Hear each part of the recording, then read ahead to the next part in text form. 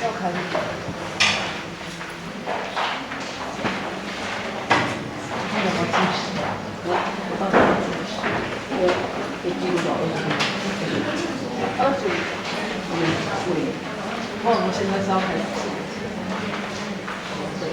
your information, I'm on page 44. And before I officially start, I'm going to remind you of the title on page 44. Number 1, to active students' passive vocabulary is activate. Okay, I'm on page 44. In your handout, here. First one, active, that's the title. It's actually activate. Okay?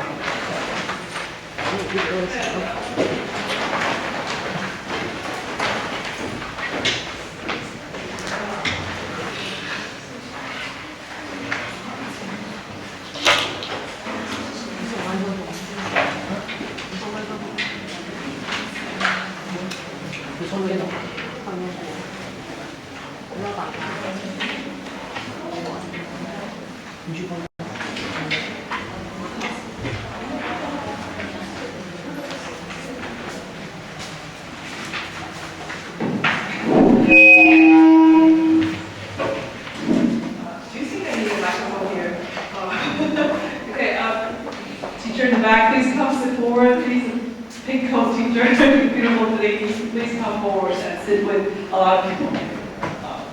Yes. Okay, I'll start right now. Okay. I think I will. I'm from Hualien. I teach in Tzu. Okay, this is my name. Here. Today, my topic is speaking and listening intermediate. Actually, as you will learn later, you will know that my students' level are actually lower in intermediate, and we'll talk about that later. So these are my team members, and you'll see Carrie Lynn talk about her action plan later in this presentation. The four of us work as a team to work on this action plan together. As you can see that we're from 4 different schools, and definitely our student level are different. So we have to make some adjustments in our action plan. So this afternoon you will see the adjustments between our action plans. Okay? Okay, Christine Chen is doing her presentation tomorrow in Kaohsiung. So if you are interested, please go to Kaohsiung as well. Okay, so my presentation is mainly divided in these 3 parts. I'll talk about the rationale first and the teaching methods, and I'll share with you the results that I have acquired so far from my students. And now, first of all, the rationale. Of course, we know students always, Taiwanese students are always afraid of speaking, especially publicly, right? And I believe all of you teachers know that the reasons behind why they cannot just speak properly in English because of the insecurity and maybe lack of confidence, or I think the major part is that they're afraid of mispronouncing the words, right? Maybe even adults are the same. So they are afraid of making mistakes when they speak, but we all know professionally that if we don't make mistakes, we cannot progress. So actually, my action plan is to create the environment for them to make mistakes and learn. And so first of all, we want to raise students' awareness, phonemic awareness. Do you know about phonemic awareness? I don't think all of you know that. I used to think that phonemic awareness was supposed to be taught in the primary, beginning learning level in English. I mean, I thought that was kindergarten teacher's responsibility or elementary teacher's responsibility. Do you think so, high school teachers? Do you think it's their responsibility? I mean, in high school, our curriculum is focusing on what? Memorizing vocabularies and learning grammars, fixing their grammars and writing, right? But a lot of problems happen in their learning English because they cannot, the students tell me that they have a hard time memorizing the words, vocabulary. And they would say they memorize this word and they forget about it tomorrow, right? Or maybe a week later. So I think the key lies in this phonemic awareness. They don't have no technique behind the word to spell it right. And then, so the next rationale I'm going to talk about is this. We want to activate students' passive vocabulary. Okay, I want to ask you to do one thing now. Think of one passive vocabulary you have in mind and share with us. I'm going to share mine first. Cardiovascular.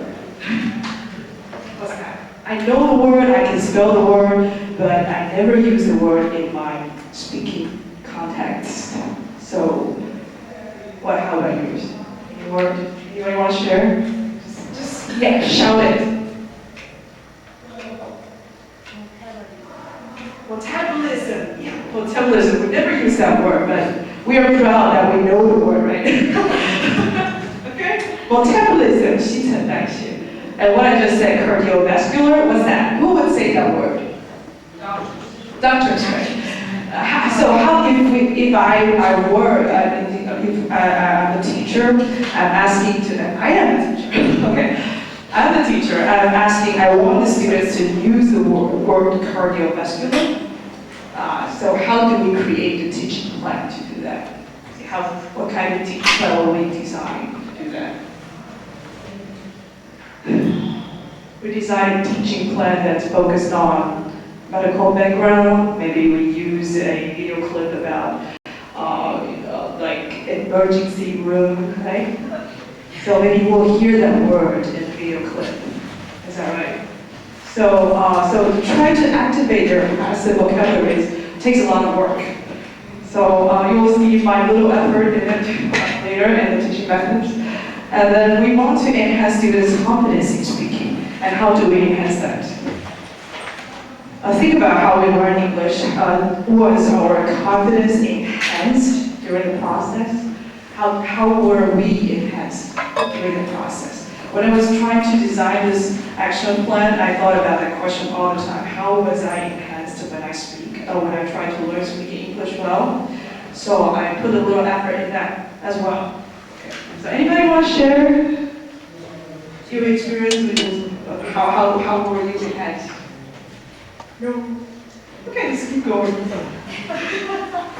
Okay, the third part of my presentation is I'll share with you the teaching methods I have used. First of all, I'll talk about my students, and then we did a diagnosis of my students' problems in speaking and listening. We had an evaluation, and the most important thing is that we will share with some intervention steps and teaching activities I have used. So those things are the things, handouts, and the teaching aids I used. So my students were from senior high school, and I have a class size of 20 students, and there are 10th and 11th graders. And you can see that the PR value of my students ranges from 70 to 85. So I want to ask you, do you have students like my students level?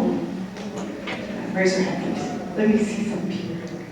Okay, so your student level is higher than my students. Please raise your hand. Congratulations. Your student's level is lower than my student's level. Please raise your hand. Okay, let's work together. Okay.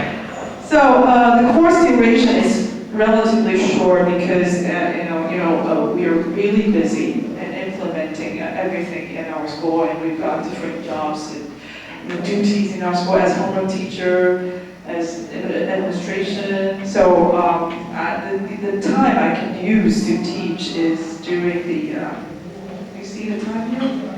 Okay, 7 to 8 p.m. Who works during that hour? Please raise your hand. I work during that hour. So I wanted to have 2-hour class, so for Monday and Thursday, and I teach the class for 6 weeks, actually almost 2 months. And how do I recruit my students? I sent a notice to the 10th and 11th graders class. And I tell them, if you want to improve your pronunciation, your speaking skills and listening, please come to Miss Ouyang. And then they would come to me and I give them an oral interview test and I ask them to read a text, a paragraph from their textbook, to read it out loud so that I can do an initial diagnosis of what their problems are. So I select those who have similar problems together into this course. And of course, the most important thing is their motivation. I want to make sure that they do have the motivation to learn in my class. So I get these students, these 20, actually there were almost 30 students, but a lot of them dropped out because they thought the class was kind of easy. Okay, anyway, so go ahead. So the teaching activities, I divided them into two kinds. One is speaking and the other is listening. So do you have any ideas of what those are? I believe all of you know the first two, vowel drill, bad bed, sit seat, right? And tongue twisters, I give them one tongue twister in every class, so they have a new tongue twister to learn, to practice. Vowel drill, I teach them 2 to 3 vowels in one class, and later you will see from the feedback sheet that how they think about the vowel drill. And taxi driver, fast words, roll the dice. I mean, these are the conversation activities I use. Roll the dice and appointment clock are combined together as a conversational practice as well. And I use Find Someone Who. I created human bingo as in my first class for students to get to know one another. So, does anybody know these things that I don't know?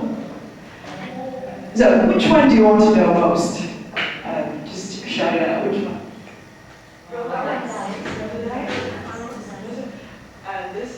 Roll the dice. Okay, these are the dice. Okay, that's why I encourage you to go to Vancouver. I got this in Vancouver. There's a bookstore, and they've got this really big bookstore that sells teaching aids. It's like a wonderland for teachers. It's called Collins?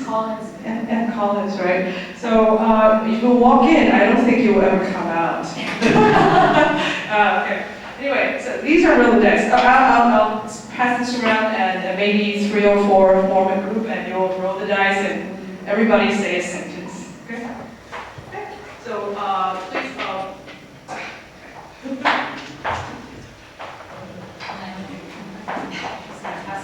Just pass one dice for 3 or 4 people.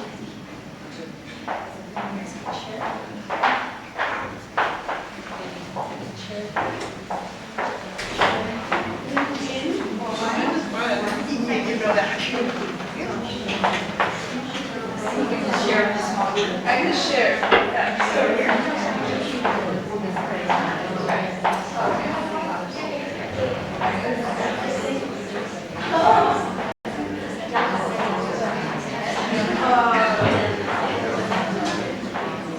So if you don't combine this with the appointment clock, I'll just say, okay, 3 or 4 of you form a group and roll the dice. You take turns and just finish that sentence.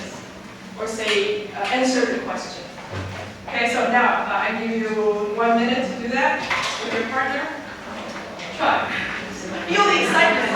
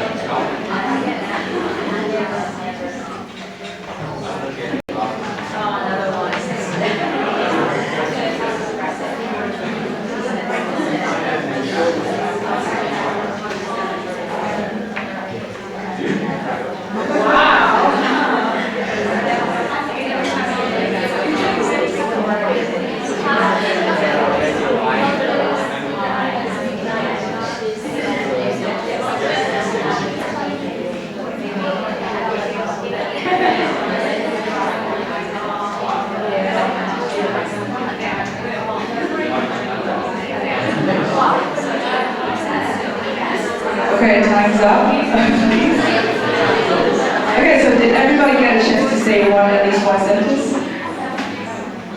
Anybody who haven't said anything yet?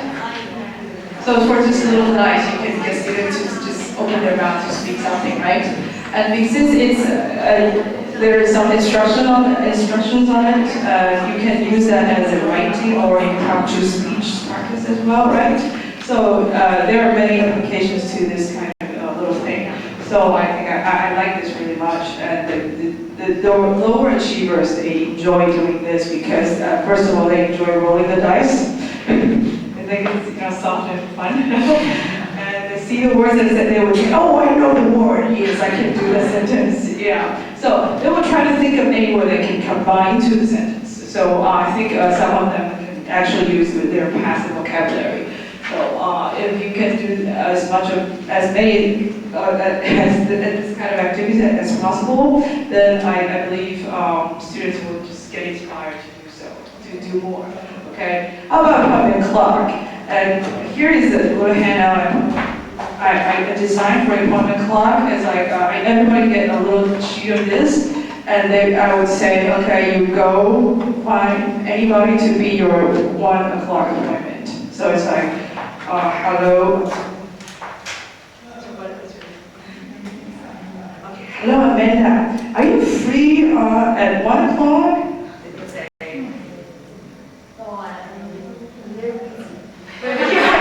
Okay, what time are you free? It's noon. Just give me a time. What o'clock?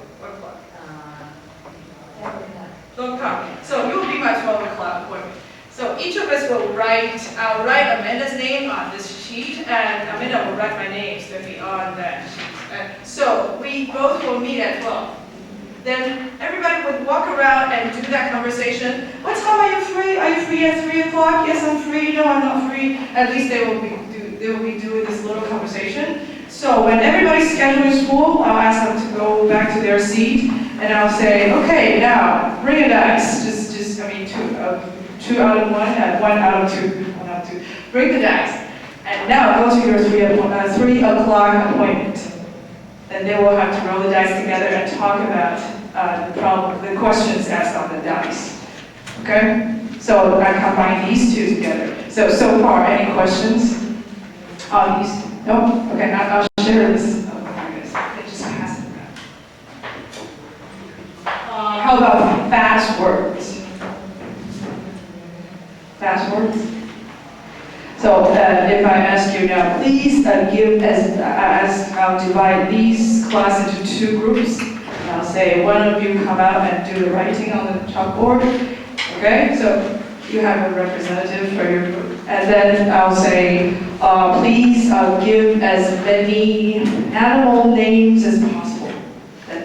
Then we'll shout out animal names. And those who get the most will win, right? So I use this in the owl drill activity, and I ask them to say, okay, say as many words with A sound.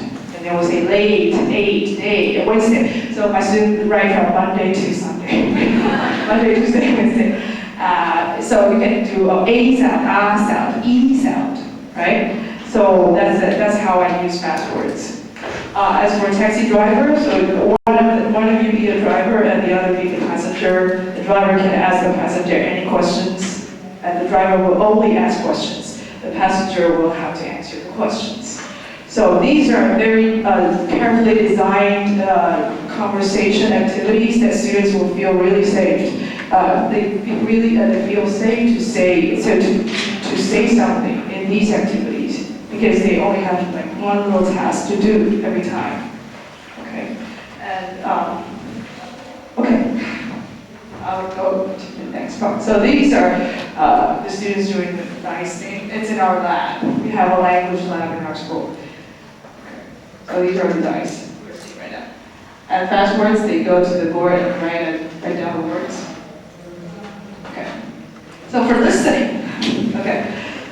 These are the songs so far I have used. So I try to guess what sound do I teach in Don't Stop the Music? Do you know the song? Okay, Rihanna, you know Rihanna, right? J.B. Collin had his version as well. Don't stop the music, don't stop the music. And Rihanna just kept singing, don't stop the music, don't stop the music. What sound? Owl sound, yeah, owl sound. Please don't stop the music. Okay. And for Manhattan, I asked them to do a little bingo to listen to, try to find the words in Manhattan lyrics. It's combined, so you can scratch to see what I did. And for I Kissed a Girl, what do you think I taught?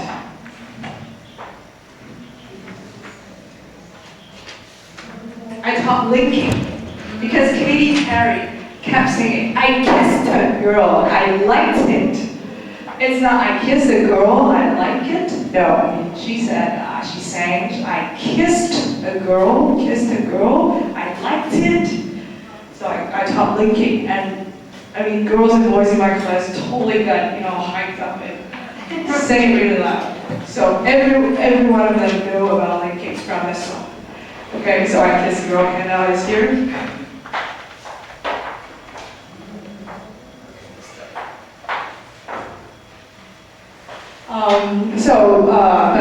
I'll demonstrate this video for you to show how I taught listening in talk shows. You do know Ellen DeGeneres, right? She's one of my all-time favorite idols. Anyway, I'll show you this video clip, and you can think about how you would design a listening practice out of this film. Okay.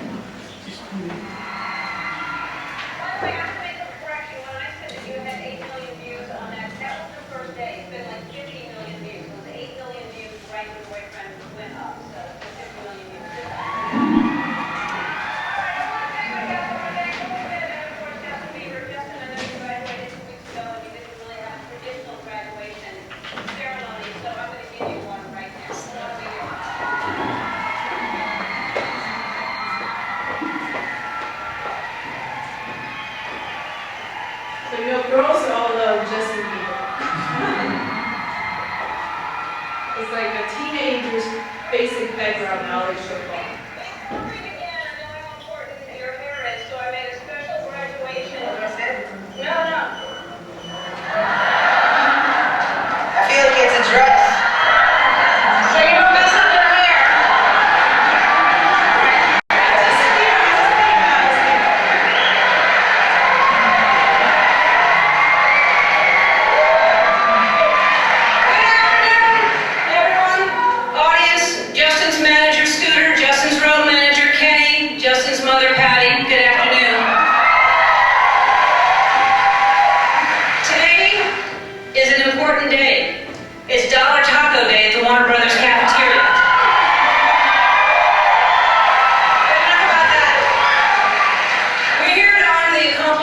Of the bees. A great American who happens to be from Canada.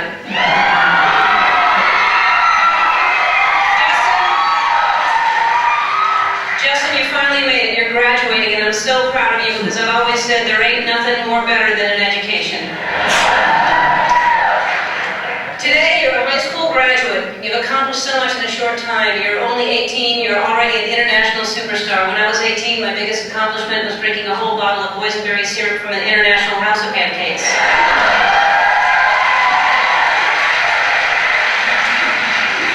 Justin, I have been there for you since the beginning of your career. This was the very first show that you were on. But you should know that in the future, I can't always be there for you. I have a haircut next Thursday and Friday I'm at the spa, and then this is my cat Charlie's birthday on Sunday. So now that you're graduating, you're going to have to be able to survive on your own. You're going to need a strong character, a good business sense, and you're going to need suspenders. Honestly, your pants have to be pulled up at some point. So, no, you cannot say anything yet. All right, go ahead.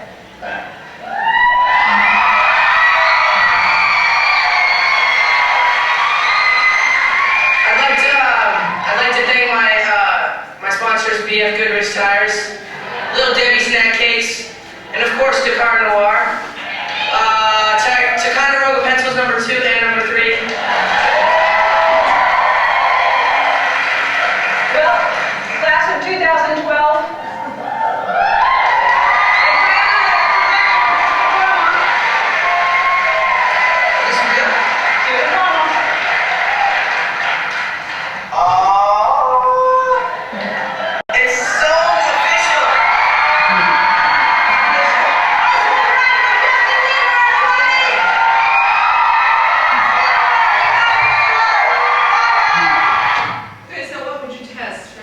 video clip.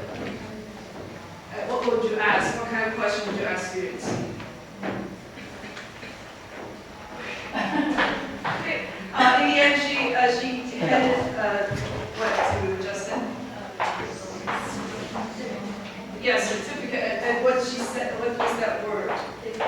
Diploma. So obviously, we could test that word, right? So I'll just directly show you the handout I did in practice here. Okay. When did Justin graduate? So it was relatively fast, but students who get the answer, I show them twice and they can almost got the answer right. So according to nothing there and nothing better than what? Education. So when is Ella's spot appointment? I have to go back and repeat that sentence a lot of times. What's Ella's cat's name? I want them to distinguish between the signs Shirley, Charlie, Charles. So what's the name? Anybody got that? And so what did Bieber get from Ella in the end? So that's the word I tested. So from these talk shows, we can create some listening practice questions. And since it's not boring at all, so students will beg you to play it over and over again. So I believe they can definitely learn something from it. Okay. So I would like to share that I designed my handouts like this so that I can just share. I don't have to waste paper on everybody who so for this 3 students can use it. Okay. And I'm about to wrap up here. So these are the activities that I so far have done. So I gave them this little form for students' self-learning practice. They can come to me and do a tongue twister, and I'll sign my name on each box. So I say, I'll give you a prize, a reward, once you finish the whole chart. Okay. And this is the vowel master list. Yeah. The E sound, the it sound, the et sound. And so for the diagnosis, we have a pre-test of speaking and listening and a post-test of speaking and listening here. And I'll directly just show you the results here. You can see from all my students, this is a pre-test, this is a post-test. And 7 out of 20 have gained more than 10 points. And 12 out of 20, they all made progress. But of course, you will see some people just, got worse grades a little bit, okay. But most of them did make progress. And speaking, we use SAM-IM as a diagnosed test. And the recording we have got so far have shown limited progress because we only have 6 weeks class, so that's not enough. Okay. And for my personal reflection, you can just read through it. Okay. Yeah. Anyway. So they have higher awareness of the phonemic, so they can increase their listening skill and confidence in speaking. That's about all from what I have learned from my action plan. And since I'm going to wrap up my presentation here, but I'm still going to show you the feedback from my students, so you can just pass around and look through my students' suggestions and ideas. Okay?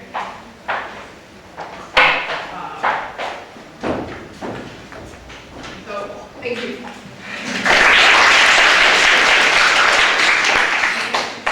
Are there any questions? You're so quick.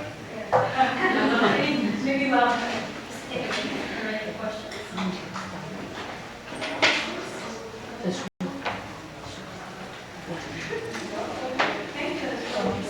Okay, we're going to invite Lacey.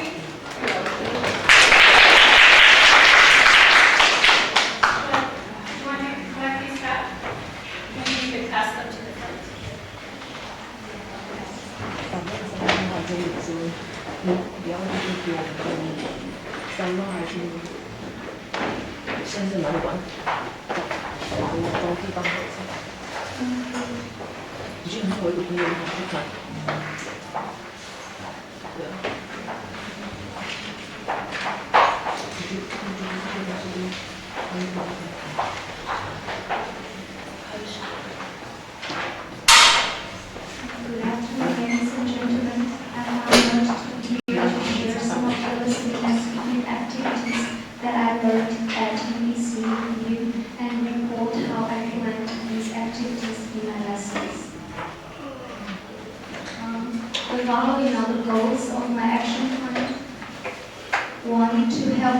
students feel comfortable and confident to speak up and express themselves in English. 2. Students will be able and willing to conduct group discussions and answer critical thinking